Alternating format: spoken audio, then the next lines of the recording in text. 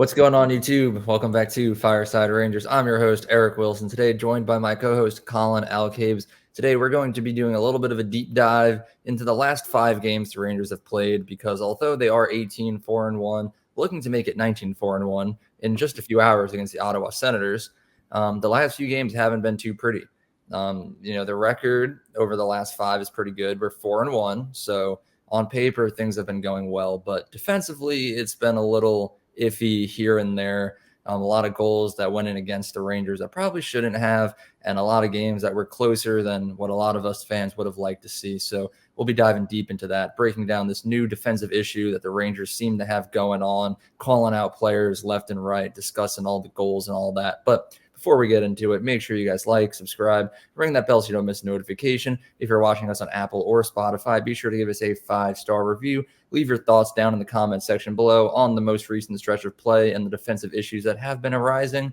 And be sure to follow us on all of our social media platforms at Fireside Rangers on both Instagram and X. But before we really dive into this, Collin, my friend, how are you doing today?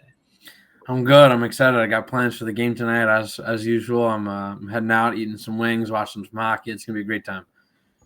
I bet I missed the days when I was in New York with you watching New York Rangers hockey, but we'll see those days one day soon. The sun will shine on us again, brother.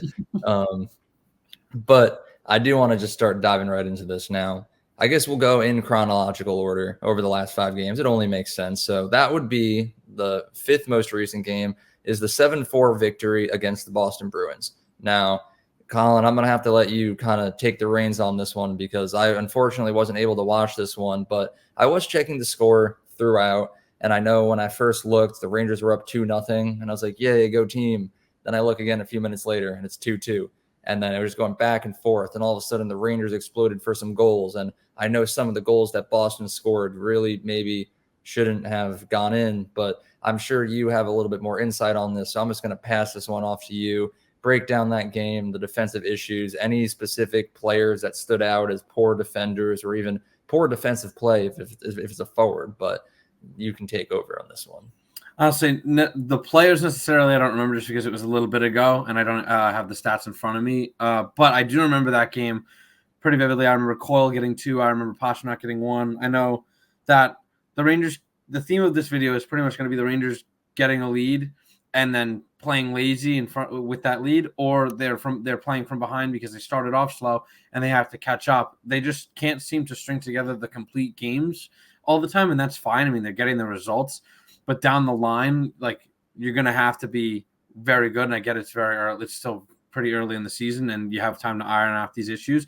But what started off as a really strong season and good defensively. I mean, I'm looking at a lot of multiple goal leads and that we're winning by, whether it's like a 4-1 win over the Wild I have here, or most of these actually look like they were comebacks. It was the Jets was in overtime, the Canucks was in overtime. Like, there hasn't been a lot of wins with large margins of goals. Like, it hasn't been a high scoring affair in terms of like 6-3 the other night would have been good against the Sharks, but it wasn't. So anyway, back to the Boston game. I know that Quick has let in one that he wanted back, that Pastrnak won. I believe it went 5-hole. And then there's just 2 defensive breakdowns, and Coyle ends up potting them both. And that again is going to be the theme, is just breakdowns. I feel like the defense started off on such a strong note, and they've kind of regressed a little bit. But it's nothing that's not fixable. It's all like correctable issues. They just got to get on the same page. And I'm sure partially some of that is Fox coming back into the fold. But these 2 games before it, I mean, we beat Boston. They're a high-scoring team. They're going to score goals. I'm not saying we should have shut them out. But, the goals that were let in, they weren't hardworking, crazy, like, oh, they scored. It was a deflection, or they were cycling a lot and things like that. It was a bad breakdown that led to either an odd man rush, like a bad pinch, or a cross crease that had no business being there, and things of that nature. Yeah, and I think you're definitely right when you say that it is an issue that can be corrected. It is still early on in the season. We just passed the quarter-way mark through the year. But at the same time, it is one of those problems that if it isn't fixed, like, relatively soon, if not immediately, it could definitely snowball into a much larger problem that kind of destroys this team. I mean, we're going to move on to the next couple of games, and a lot of these games that we're going to talk about over the next couple of minutes, they were against non-playoff teams. Like the next one, the fourth most recent game, was a 5-1 loss against the Buffalo Sabres. Buffalo is not in a playoff spot. The Rangers at the time were number 1 in the NHL. There is no reason why the Rangers should be falling to a team like Buffalo by a score of 5-1. Now, this one I was able to watch, and in my opinion, I still do think that the game against Dallas was really bad, but I think the Sabres won after like letting it kind of sink in for a little bit. I think it was the worst game of the season by far. Even the offense played horribly, but the defense too, man. It looked like they had no idea what was going on. There was just a lot of dumb plays. And like kind of like you with Boston, it was a little while ago, so I don't have any specific like plays in mind. But as of players, I do remember Keandre Miller had a really bad game. Even Ryan Lindgren had a few off moments that kind of cost the Rangers a lot of momentum there. And you just kind of look at it where, 5-1 against the Sabres. What happens if we play like that against Boston in a playoff atmosphere? That's not 5-1. That's like 10-0 right there. So it's kind of just like putting it into perspective where, and I mean, I guess we're going to talk about it later. Like after that, we've had 3 1-goal wins straight since then, again, against teams that aren't the greatest, and a lot of chokes and a lot of comebacks needed to happen. But specifically on the subject of the Sabres, man, was that game frustrating. It was a complete defensive collapse. And it kind of just looked like we were watching Gerard Gallant just take back over behind the bench for a minute there. The players were doing nothing. There was no sense of accountability. And it was just overall horrible. And that was the only night this entire season that I was ever like embarrassed to be a Rangers fan, scared to open up Instagram to see what everyone was going to be saying about our performance. I mean, I did anyway, of course, because I have to run Fireside Rangers Instagram over here. And it wasn't a pretty sight. It was a little embarrassing to be a Rangers fan that night. And the defense has improved since then, but I don't think that they've been where they need to be. But Collin, I'll let you do your little take on that Sabres game. Honestly, I was at that Sabres game, and it was just tough. I can recall in literally the first minute, maybe 50 seconds, there was a bad turnover right in the slot, and Shesty had to make a nice glove save. And I think while I'm not like raising the alarm bells, like you're not going to be perfect every night, and they're still getting the results. But like if you look at this team and these last 5 games in particular, and you look at the goals that have been allowed, and if you look at some of these wins, these 1-goal wins last season, we were not winning these games, and you looked at how we did. If you were to take the same sample size, but we're winning the games now and it looks good, but last season we weren't winning the games and it looked bad. And at any point we saw how fast we were able to turn it around last season and start getting those wins. I'm just a little worried that it could go the opposite way this time, where we're winning by all these 1-goal games, but it could revert and we could start losing these 1-goal games. I mean, they're finding ways to win, and that is the name of the game, especially that Predators game. Being down 3-1 and being able to come back and fight through that, it shows great perseverance and drive. But and that Red Wings game too, I believe they were down. Was it 2-0? Were they down in that game entirely? The Rangers were down at some point against the Red Wings, I do believe. Yeah, they were down, and then they came back in the third and they scored 2. I have it right here. Yeah, but you want to see them take these leads and hold them, or you want to see them get out and not have these slow starts. I remember that Sabres game. Everybody was saying it was going to be a trap game, and knowing I was going, I was like, please don't be. And then the first 5 minutes, I was in the chat, and I was like, this is not going to be good, because the Sabres came out ripping and roaring, and we looked like we were on a little bit of a lag, and it was just the most frustrating thing imaginable, as you said before. And it was the same thing with that Sharks game last night. The Sharks, literally the first 2 minutes, Duclair on a breakaway, and he scores with a nice move, not Quick's fault, nothing he could do at all. But we start immediately down, and that's not what we want to do at night in and night out. It's not helpful for the goalies and their confidence. It's not helpful for the forwards and them having to go and do their jobs. And I feel like they have more pressure on them because they have to go out there and tie the game. Obviously, at the end of the day, we get the win, and we go up 6-3, and I'm like, okay, good. This looks better. We let in 3 goals, and that's not great, but at least, we're okay now. We have that lead. And then again, just like that, they score a goal, and then their goals come in bunches, and they end up making it a 1-goal game. That has no business being a 1-goal game. The Sharks, I know they're an NHL team, but they're the worst NHL team, and we need to stop playing to our competition. I feel like that constantly happens. I feel like the defense in that Boston game, while they did have their lapses, still made a lot of good plays. I feel like that Red Wings game, the Red Wings are a good team. They played good defense that game. I low-key thought we outplayed them that entire game, and the score sheet doesn't exactly show it. But then, the Sabres, we drop our level of play because it's the Sabres. The Sharks, we drop our level of play because it's the Sharks. And the offense, luckily, is humming in most of these situations and is able to get the leads and the goals necessary to close out these games. But, you can't let the Sharks score 5 on you. I know they just scored 6 on the Devils the other night, but that's not the point. It's these goals are sloppy, and it's just I don't get how somebody is wide open for a tap in a game where you're up. You should be just at that point just locked down playing defense, not even worrying about the goals, just helping out the goalie who's been standing on his head to keep you in this thing, because for some reason you can't seem to put out any semblance of defense. I feel like that's been the Rangers go-to for as long as I can remember, has just been have the goalie bail you out. And it's the same thing. I mean, you look at that Sabres game, I'm not putting any of those goals on Chesty. He played fantastic, I thought. And, to lose 5-1, there were a lot of empty netters that game as well. There's only one. There's only one empty netter. They got another one with him in the net after the empty netter. I thought there were two. Yeah, no, he went. I believe. I'm pretty sure. I don't know. We were walking out, I think, just to try and catch the train or get some signatures. But that Preds game, I know 3 goals, they aren't on him, but he takes that it's not good for his mental. I remember a couple seasons ago, he was struggling mentally when he was going through a bit of a rut, and he had to he started meditating and doing a bunch of other things. When all these at that time he was letting in some softies, but these goals are not on him, and I don't want him to start questioning himself and having a bad mentality going into these games, because the defense isn't really helping him out.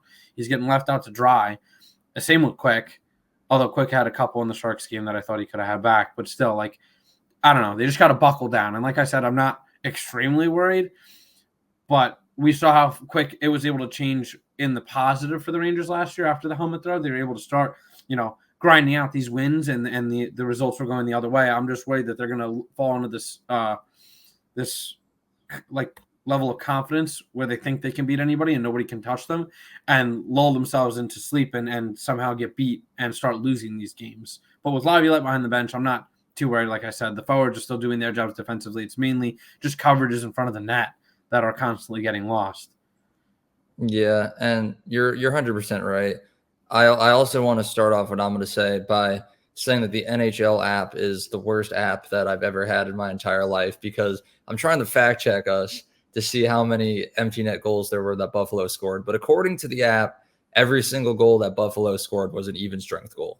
Now, I know damn well that there was at least one empty netter. So thank you, NHL, for that. Because now I can't provide the fans with that information. But I was either one or two. I just bringing it back to what you said about comebacks, right? Last season, I think the Rangers led the NHL in comeback wins, which, it's it sounds good. The Rangers did something good. We were number one at something. But is comeback wins really the thing that you want to be the leader of, because that implies that a lot of times you were down by at least one goal and you had to come back, and I'm happy that they did, because it provided with the Rangers with a lot of wins, but I don't want to see that same thing going on. I hope the Rangers finish this year with as little comeback wins as possible, because we're always scoring first and we're always finishing with more goals and we always have a lead. And you look back at the last 3 games straight, a 3-2 win over the Red Wings, a 4-3 win over the Preds, and a 6-5 win over San Jose. Not only are they all 1-goal wins against a couple of teams that I guess aren't in playoff spots. Detroit is solid this year, but the Preds are at basically 500. San Jose, like you said, the worst team in the NHL. There is no reason why the Rangers should be forced to make comebacks against these teams. And sure, yeah, they won, so I'm happy. But at the end of the day, kind of like I said earlier, what if it wasn't San Jose? What if that was against a team like Boston or like LA or Vegas, the other teams atop the league, we're not making those comebacks if we're playing like that. We got lucky that we had a 6-3 lead over San Jose and it crumbled at the end, but they just didn't have enough time. If the NHL had 25-minute periods instead of 20, I would have put money on San Jose potting at least one more and tying the game. It's just the way that the momentum was shifting in favor of the Sharks towards the end of that game. And I know the Rangers have had a lot of problems dealing with the officials this season, where they're kind of like leaning towards the opposing teams, but I don't think that has a factor to play in any of these recent 5 games. Maybe a little bit, but certainly not the one against San Jose. And it's just really disappointing to see, just the amount of times the defense has fallen apart. Like, especially look at the Predators, that game, 4-3 win. Again, I wasn't able to watch that one either, but because I was driving, but I had it on the radio in the car. So I was listening to it, and leaving that first period down 2-0, I was driving in complete silence for about 20 minutes, just pondering life. I'm like, I got like 3 hours left on this car ride. I'm gonna have to listen to the Rangers get blown out by the Nashville Predators, who are like 500 right now. Now, thank God Jacob Trouba scored in like the first 10 seconds, because then I turned the radio back up, But it's just the fact, it's the simple fact that the inconsistency is so strong right now, where we should walk into these games and immediately exit the first period at least up by 1 goal against the Sabres, Detroit, Nashville, and San Jose. I don't know about Boston. That was going to be a close matchup either way, given the goals were a little softer than we would have liked. But I'm not mad about that one. I'm disappointed, but I'm not mad. I'm mad about the last 4, which is crazy to say because we won 3 out of those last 4. But I don't know. It's just like a team like Nashville, a team like San Jose, the fact that the Rangers are starting these games, skating slow, not trying, and then are forced to make these comebacks. It shouldn't be like that. They need to play every single game like they started playing against Boston, taking a 2-0 lead very, very early against a team who just set an NHL record last year and is right behind us in the standings this year. So I'm extremely upset by the level of consistency by the defense. Again, there's not really any singular player to call out. Like, Adam Fox hasn't been the greatest the last few games, but he's coming back after missing the last month of injury. So I'm not going to point the finger at him. Lindgren, I think, has been a little off recently. He's one of the more defensively sound guys we have in that defensive core. And just the fact that he isn't playing up to his usual standards is a little frustrating. But even when he's not on his A game, he's still a pretty solid defender. I think Keandre Miller in particular is a little upsetting. He's been making a lot of stupid plays recently. And at the end of the day, he's putting up points and stuff, but like, that's not his main objective as a defender. I need to see him play some good defense. Again, Zach Jones was in the lineup recently. He had a few good moments, but I think overall was on like a little bit of a decline towards the end until Fox came back. So, I don't know. Gustafsson is great. I think Gustafsson, even with Fox back right now, is probably one of the better defenders in this Rangers defense. But I'm not even sure what the solution is.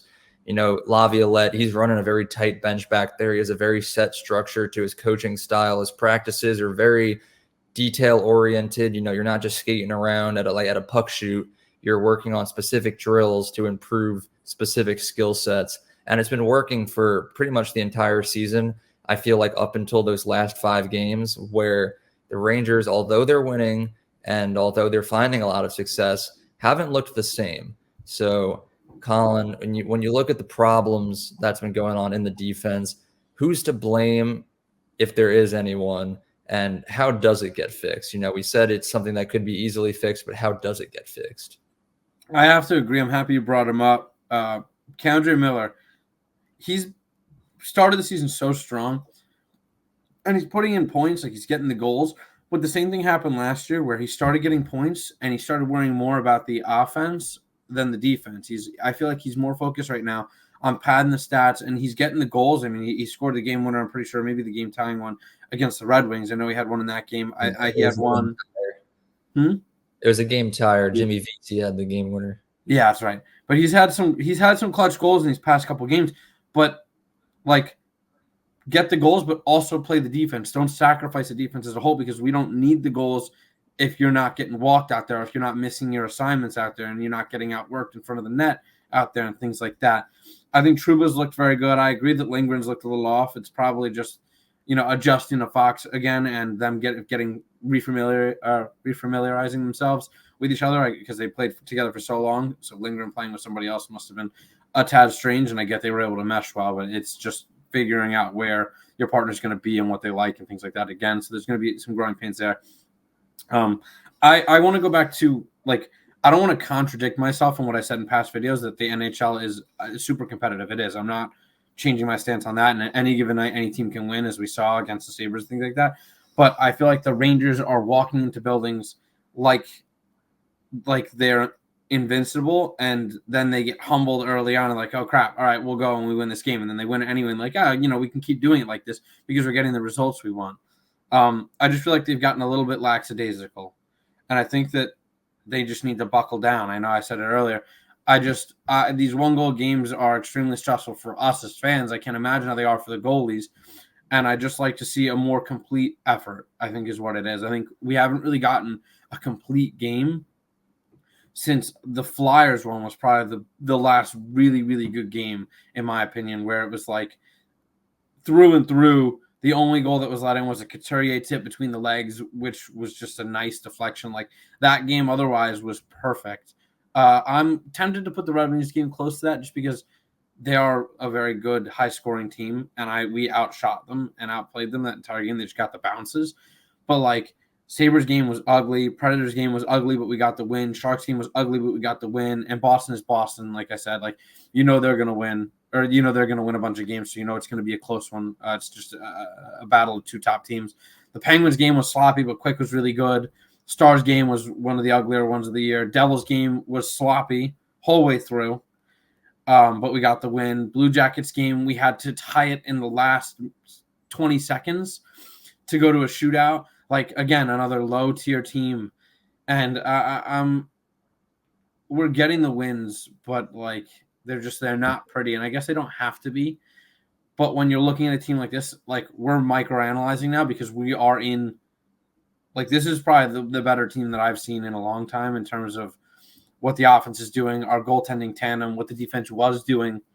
And we realized that this is as real a shot as we've had at going to the big dance since, what was the year? It was 13-14, was that the year? I believe so. 13-14. I always get it mixed up because of the way the season ends and whatnot. But this is as real a chance as we have of getting there. And so I'm picking apart every little thing because I want to see them buckle down and clean everything up and get into a little bit of a rhythm, because you've seen teams like Vegas since the deadline last year. They've been nearly perfect. Boston in the last year has been nearly perfect. You have to be nearly perfect to win in this league now.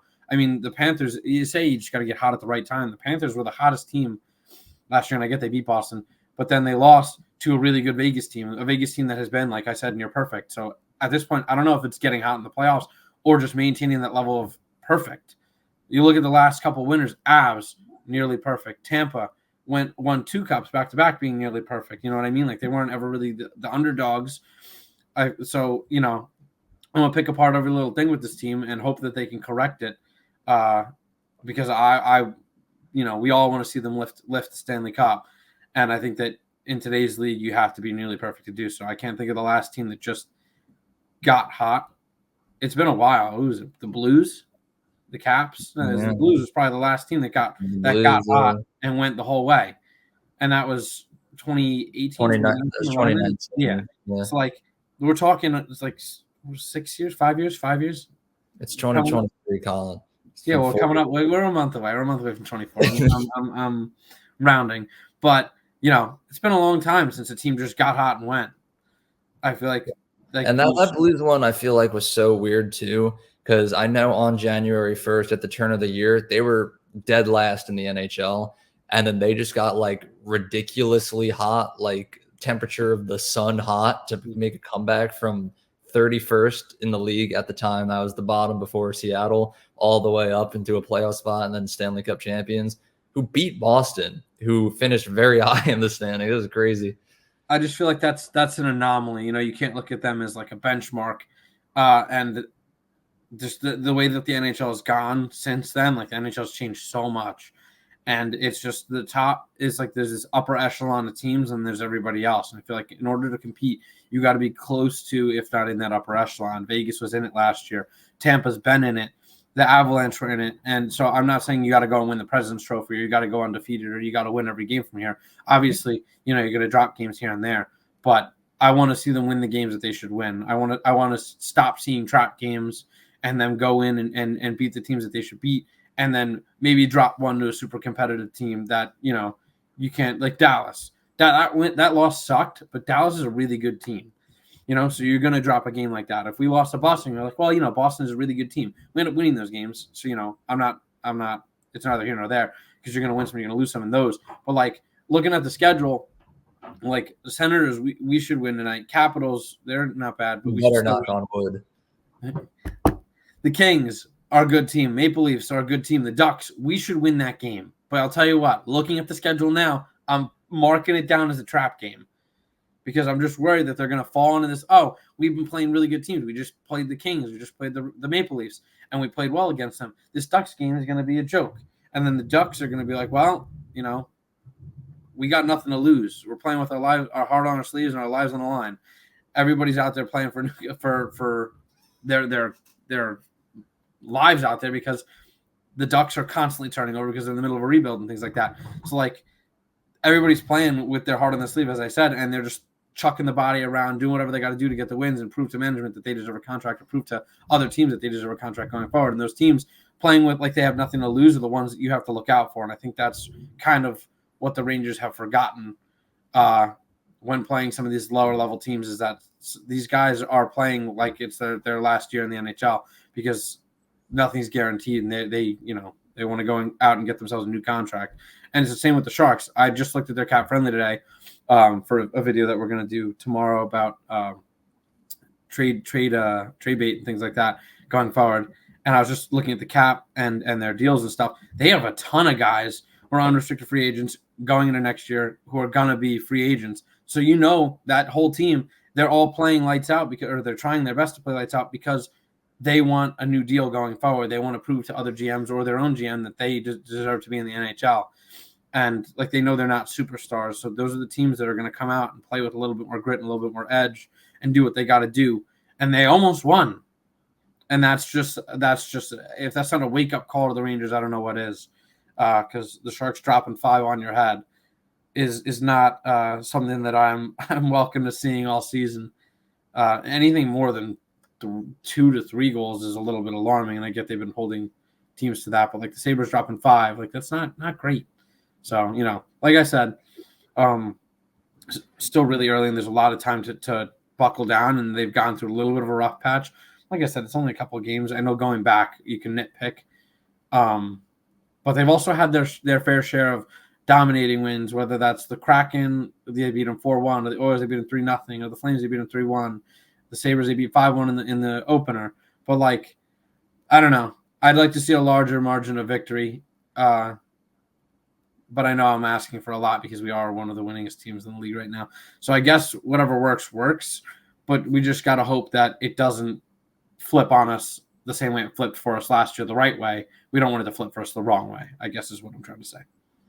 Yeah, and, kind of just summarizing what you said, I think the mindset of the players and how they're approaching each game, it has a huge factor to play. And I know I read some quotes earlier. I'm like the king of knowing quotes in my head, but not having them pulled up to read exactly what they were. But it kind of just gives like a little deep dive into how everyone's feeling.